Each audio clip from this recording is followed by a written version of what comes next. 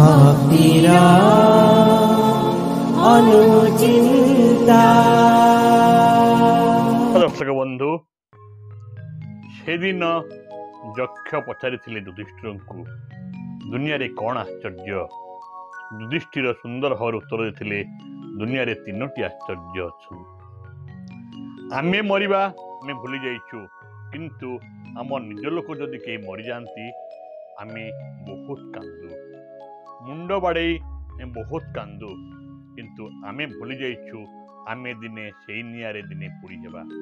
ଆମେ ନିଆଁକୁ ଡରୁଛୁ, କିନ୍ତୁ ସେଇ ନିଆଁ ଆମ ଦେହରେ ଲାଗିଯିବ, ଆମ ଦେହଟି ପାଉଁଶ ହୋଇଯିବ। ଦ୍ୱିତୀୟ ଆଶ୍ଚର୍ଯ୍ୟ ହେଉଛି, ପାପ କଲେ ଦଣ୍ଡ ମିଳେ, କିନ୍ତୁ ପାପ କରିବାକୁ ଆମେ ଡରୁନୁ। ପାପ ପାଇଁ ଆମେ ସବୁବେଳେ ପ୍ରସ୍ତୁତ ଥାଉ। ପୁଣ୍ୟ କଲେ ଭଲ ଫଳ ମିଳେ, କିନ୍ତୁ ପୁଣ୍ୟ କରିବା ପାଇଁ ଆମକୁ ସମୟ ନାହିଁ। ବନ୍ଧୁ, ଆମକୁ ମନ୍ଦିର ଯିବା ପାଇଁ ଆମ ପାଖରେ ସମୟ ନାହିଁ, କିନ୍ତୁ ମଦ ଭାଟି ଯିବା ପାଇଁ ସମୟ ଅଛି। ସତ୍ସଙ୍ଗ କରିବା ପାଇଁ ସମୟ ନାହିଁ, ପର ଚୁଗୁଲି କରିବା ପାଇଁ ଆମ ପାଖରେ ସମୟ ଅଛି। ବନ୍ଧୁ, କାହିଁକି ମାନସିକତା? ଏ କଳି ଯୁଗରେ ଆପଣ ଯାହା କରିବେ ତାହା ପାଇବେ।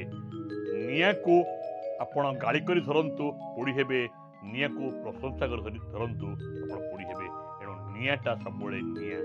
ବନ୍ଧୁ, ପାପଟା ସବୁବେଳେ ପାପ ହୁଏ। ବନ୍ଧୁ, ପୁଣ୍ୟଟା ସବୁବେଳେ ପୁଣ୍ୟ ଥାଏ। ତେଣୁ ଆସନ୍ତୁ ପୁଣ୍ୟ କରିବା, ପୁଣ୍ୟ ପଥରେ ଯିବା। ଆମକୁ ଭଗବାନ ଆଶୀର୍ବାଦ କରିବେ। ଭଲ ଲାଗିଲେ ସବସ୍କ୍ରାଇବ୍ କରିବେ। ଧନ୍ୟବାଦ। ଜୟ ଜଗନ୍ନାଥ। ନମସ୍କାର।